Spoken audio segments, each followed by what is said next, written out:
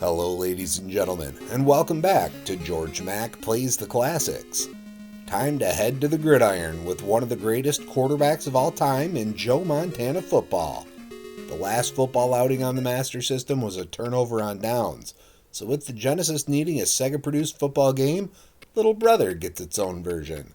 Choose your favorite city, and then an opponent for as many exhibition games as your heart desires. The look of the game is similar to Tecmo Bowl, with a side-scrolling field. You have 9 guys present on each side. Defense has 3 linemen, 2 linebackers, 2 corners, and 2 safeties.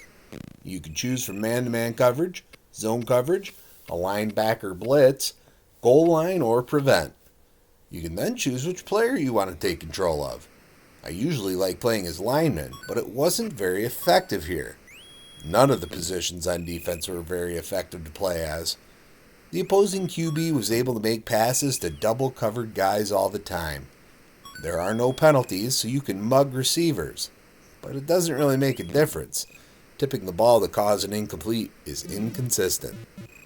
Offense has many more plays to choose from.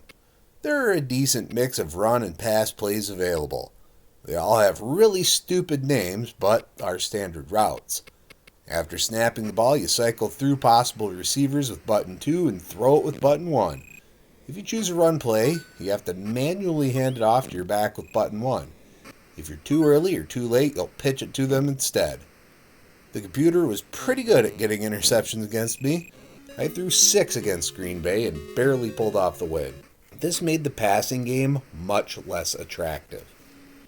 The running game wasn't much better, as the computer always seemed to pick right up on where I was going. I found that dropping back for a pass and checking the coverage is pretty easy. If they are charging you, throw it. If they're sitting back, you can run forward and snag 7 yards. There's no stamina, and I didn't have any fumbles through the games I played, so there's no downside. This is how I put up 567 yards and 45 points in my second game. When it comes to grading Joe Montana football on Sega Master System, graphics get a 1.5. It's red versus blue no matter what cities you pick. Models are identical and look passable. Sound gets 0.5. Music is practically non-existent and sound effects are sparse and poor. Gameplay gets a 1.5. There aren't a whole lot of plays to choose from, and games get really repetitive. Difficulty gets a 1.5. Once you figure out how to run plays properly, playing offense starts to work. Defense felt more like a crapshoot. Fun factor gets a 1.5. The game got a lot more enjoyable once I realized I can skip a lot of the in-between plays stuff, and even force the computer to snap when I was on defense. Overall, Joe Montana football earns a 1.3 and gets a D+. I know the Master System was still a big deal in Europe and South America, but I don't see those as big markets for a football game.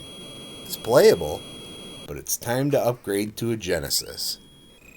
Well, that's going to do it for me for today. Please make sure to like this video. Let me know what you think of Joe Montana football in the comments, and please subscribe to Head Drop Productions here on YouTube, because we want you here for each and every video we release, because it is your destiny.